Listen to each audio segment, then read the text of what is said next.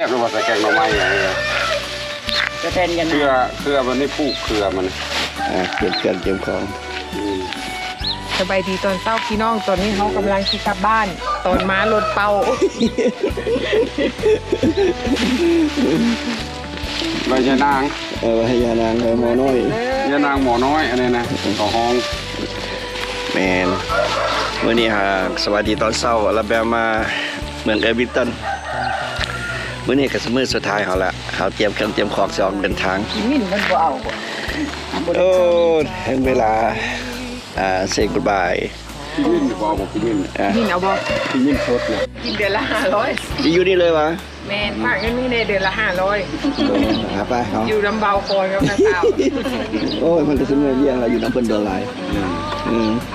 หาไปเขาเจนามาโอเคเอาใจขอบใจดีเองเด้อโอเคขอบใจเด้อขอบใจเด้อขอบใจเด้อขอบใจได้หลายเช็คแค่ได้โอ้ยเอาเป็นพี่เป็นน้องกันเป็นน้องเป็นนุ่งได้เนี่ยมานี่เขาได้นาลาวได้นาสาวแม่เดินก็มีความน้องเจนามาบายยืนทางปลอดภัยหมดจังกันเลยโอเคเขายังอันนี้ยังก็จอมปูยังตึกปลาทูปลาทูมันบ่ทันได้กินหลายโอเคเอาเด้อขอบใจหลายเด้ออากาศมันบ่สมบูรณ์แดดก็เลยบ่ได้ลงฝ่าเมนเพื่อหน้าโอเคไปก่อนมีเวลามายามไหมโอเค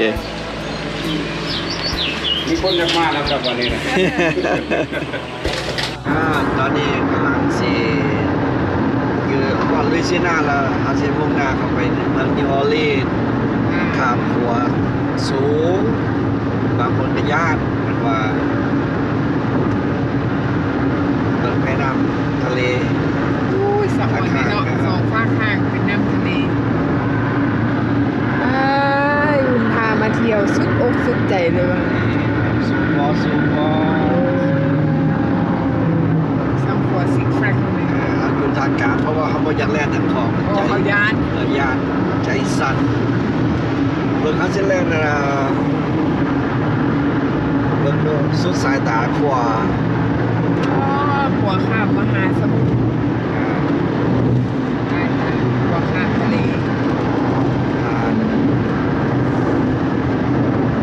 โอเคนี่ก็นิวออร์ลีนเบอร์บนสตรีทก็มีแต่อาหารมีบาร์ทั้งสองภาคทางโอ้เมืองเก่าเมืองเก่าเมืองท่องเที่ยวเงินสมัยฝรั่งบ้านเราเนาะงามเว้ยต้นไม้ใช้เชิงกันได้แล้วก็เป็นโฮเทลได้มันเป็นโรงแรมเป็นห้างอาหารเรื่องแม่ก็หมอจริงป่ะโอ้ยเสียดายฝนบนตกได้อุ่นนี้เลยแต่แม่พอหมดแล้วฝนตกก็ยาจิกั้งคันนมลงเป็นไทยพูดอุ่นเลยฝนที่เฮงแท้ว่าการกลับบ้านเนี่ยโอ้ไปเยอะแต่คนพาไปพามา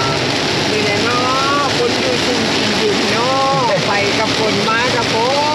นเล่เที่ยวกับบุได้เล่ฝนตกยังมีอยู่นิวออร์ลีนนี่แหละพี่โน่ตอนนี้เขากำลังเดินทางกลับบ้านเนาะค่ะใช้เวลาประมาณ8 ชั่วโมงแต่ว่าเขากลับมาพ่อคนสงสัยอีก10 ชั่วโมงคนเลยนี่จะถึงบ้านนี่นะยาไหมเนาะเข้ามาเห็นโฮเทลอยู่แถวนี้กันหลายถ้าคนตกเฮงหลายเขาก็แวะพักนอนโรงแรมอยู่นี่อีกจะคืนหนึ่งก่อนสิกลับบ้าน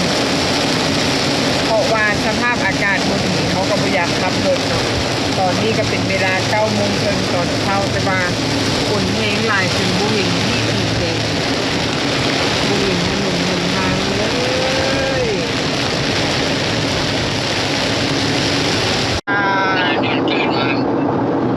ได้เห็นอยู่ในแต่หมอมันเป็นอยู่แล้วหมอมาหาเขามาชิมเบียร์เขาแม่ค่อยขาดน้ำบริกินเขาเลยนะเมน3 มื้อมันกินออกจากลิซิน่ามาแล้วมันบอกว่ามองหิวกลางคืนมันมา10 โมงเลยเพราะว่ามันบริกินเนี่ยมันมาแล้วกัน3 คนมีคนกินคนเบิ่งเม็ดแล้วก็มันเวลาไปแล้ว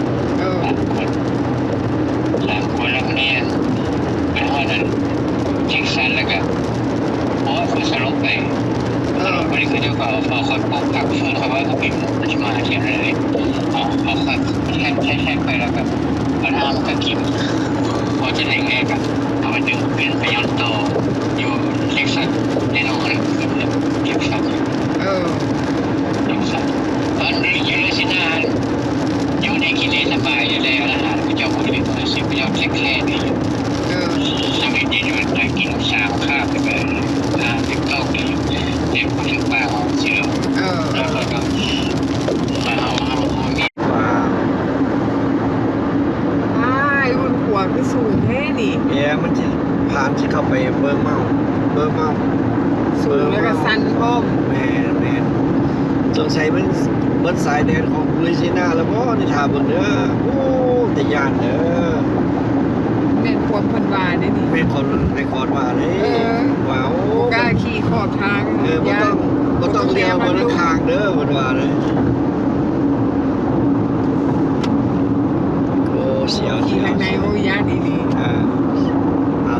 เปลี่ยนเลนสูงหลายซิกแซกนี่บ่ปานเลยเอาเลี้ยวบนทางนึงเอาซิวได้นึงเอากลับมาสูงหลายใจย่านบ่สั่นบ่ย่านเอาบ่กล้าเบิ่งทางลงจะแนมข้างจะได้ขับรถบ่ได้โอ้เสียวเบิ่งวิวทางข้างบนซ้ายดู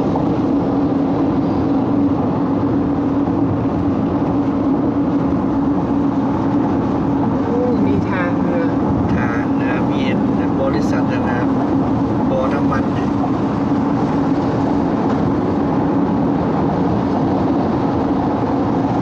ล็กไป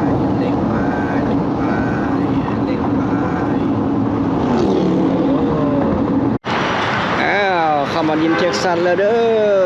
เข้าไปห้องน้ำก่อน let's go come on เราไปมองอีกคอมมิชชั่นงาม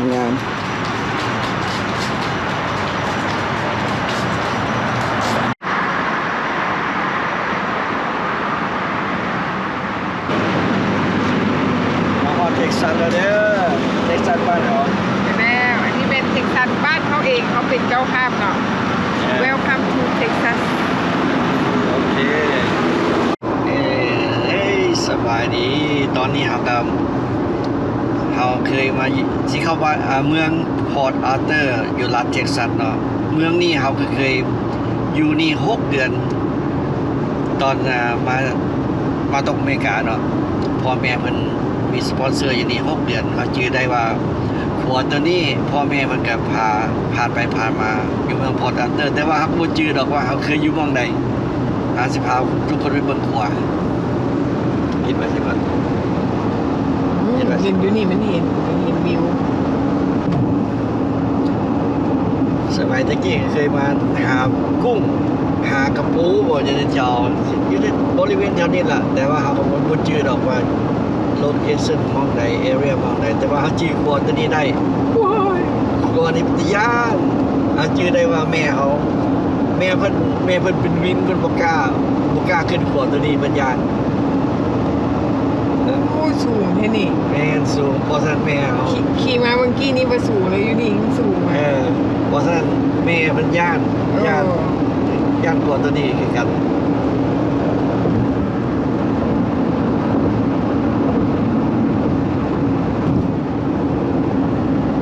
ย่านบ่โอ้ยเด็กๆข้างๆเลยย่านมีแต่2 เลนเท่านั้นเด้อบ่มีเลนกลางเสียวว้าบ้านเมืองคันนั้นขี่เลนทางกลางเอามาตก1,979เด้อบ้านพอร์ตอาร์เตอร์โอ้ยมีบ้านหาก็คือเสียวเว้ยแต่ยากเนาะนี่ก็พาที่ทรงจำของเอาที่ตกอเมริกาทำอิฐ1979มาอยู่นี่6 เดือนเคยมาตึกกับโอ้มาซ่อนเนี่ยกุ้งฝอยติดปลาพ่อแม่มันพามาหากินอยู่เท่านี้ สงสัยอุ่นบ่พอกุ้งฝอยเลยนี่ บ่ครับเออ ก็จะกินกุ้งฝอยบ่พอแม่นบ่นี่ บ่พอต้องกลับมากินใหม่ จะกินน้อยโพด ต้องกลับมากินใหม่บ่ ฮะ ต้องกลับมากินอีกบ่ กินหลาย เราจะได้เดินฟอย ๆตึกสิได้ฝอย โอเคเอา ไปอุ่นบนเป็นเต้าดูดน้ำมันนี่นี่ ดูน้ำมันกัน บนกันน้ำมันเนาะโฮงกันน้ำมัน แม่น อู้ใหญ่เว้ยพุ่นนะ แม่นแล้ว ไฟตรวจดูอ่า Keep left to continue on Texas 73 West. อู้ใหญ่เว้ย ใหญ่บ่ ใหญ่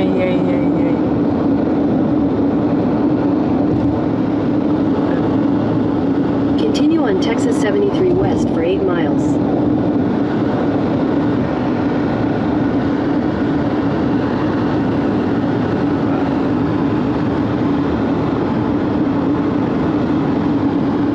770A for I-69, US 59 South.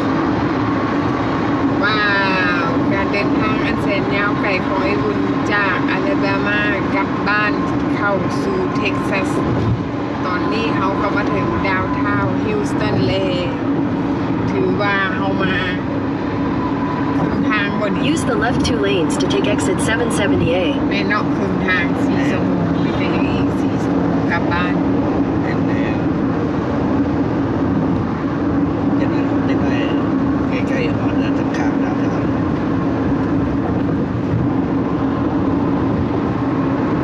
โอ้โหเป็น4 ชั่วโมงเด้อนี่นะ อีก4ชั่วโมงฮอดบ้าน อีก4 ชั่วโมงฮอดบ้าน เขาออกอะไรประมาณ6 โมง เดี๋ยวนี้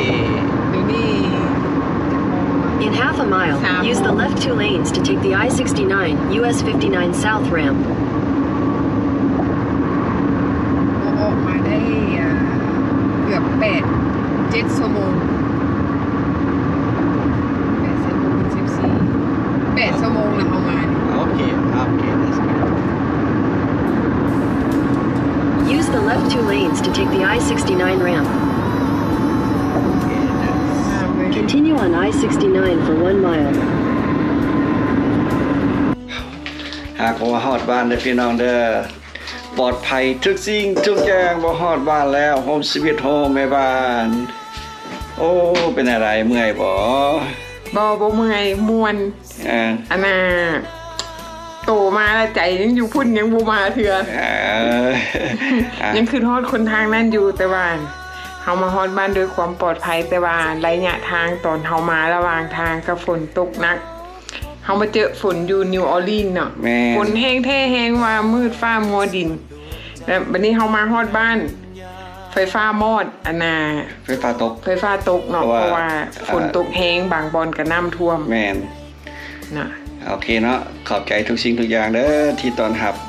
แม่นขอบใจทุกคนเด้อขอบใจแม่บ้าน อยู่อลาบามาที่เตรียมอาหารต้อนรับเป็นอย่างดี ถ้าหากว่ากายมาทางเท็กซัสกับมาแวเด้อพี่น้องเด้อยินดีต้อนรับ แม่นโอเคนะ โอเคพอกันไหมบ๊ายบาย บ๊ายบาย